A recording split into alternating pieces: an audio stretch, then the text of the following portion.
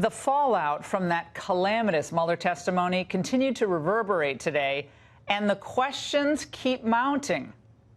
How was a man who was obviously so detached from key aspects of the case ever allowed to run the investigation?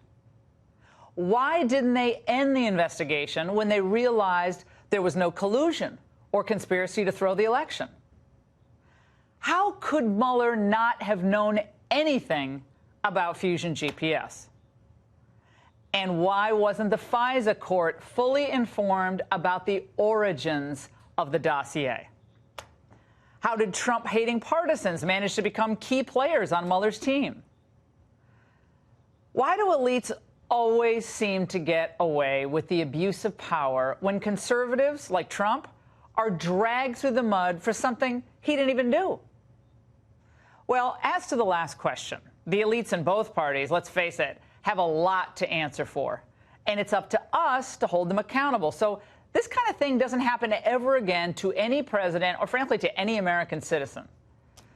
So that no one is subjected to defamation or saddled with massive legal bills or has his or her entire life's work, and in this case, his entire presidency, put in jeopardy. The fact is, the so-called elites have been failing us for decades. And Trump, remember, called them all out in 2016. I don't think they ever forgave him. Elites have been wrong about major history-altering issues. Remember former Fed Chair Alan Greenspan? They even called him the maestro. Well, he presided over the housing bubble, and along with Bill Clinton, he thought it was just peachy to allow China into the World Trade Organization. Permanent normal trade relations with China will have profound implications for the free world's trading system and the long-term growth potential of the American economy. And remember folks from the Bush years like Paul Wolfowitz? He was the architect of the Iraq War. Well, he also got Trump wrong, too. Is this the reason why you're leaning Clinton over Trump, because of Trump's isolationist views? Look, I'm leaning against both of them. I find it incredibly disappointing when the country needs to come together that we have two major party candidates who enjoy so little confidence from the American people. That's funny. Confidence in the American people? According to a Pew Research poll by 2008, only 38% of the country thought the decision to invade Iraq was the right decision. Well, that, of course, helped elect Barack Obama. And as for Obama, he pledged to bring in a new team of pros, the elite of the elites, who would show everyone how governance is really done. Well, instead, he brought us anemic growth, the Iran deal, and an Obamacare website that didn't even work.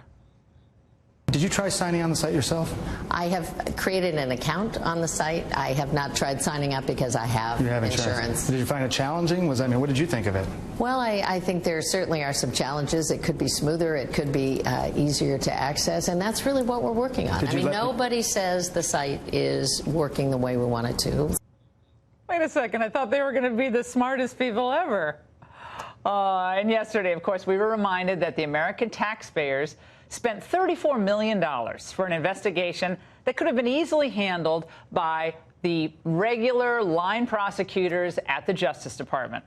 An investigation led by a man who was clearly past his prime, so past his prime that he didn't bother doing a conflict check on the team he assembled.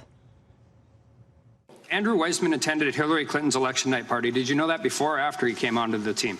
Don't know when I found that out. Are you aware that Ms. Jeannie Rhee represented Hillary Clinton in litigation regarding personal emails originating from Clinton's time as Secretary of State? Yes. Did you know that before she came on the team? No. Again, a first-year associate at pretty much any law firm knows that the mere appearance of bias or conflict is often enough to require recusal from any case. In this situation, with the stakes so high, this was of paramount importance. And by the way, each lawyer on Mueller's team had an affirmative legal obligation under the ethics rules to consider their own anti-Trump bias and decline the offers to work on the Russian collusion investigation, given their past connections to the Democrats. My friends, Republicans must hold them accountable and get real answers as to why this team was allowed to operate outside the code of professional responsibility that all of us attorneys are subject to. Or heaven forbid, this travesty could happen again. And that's The Angle.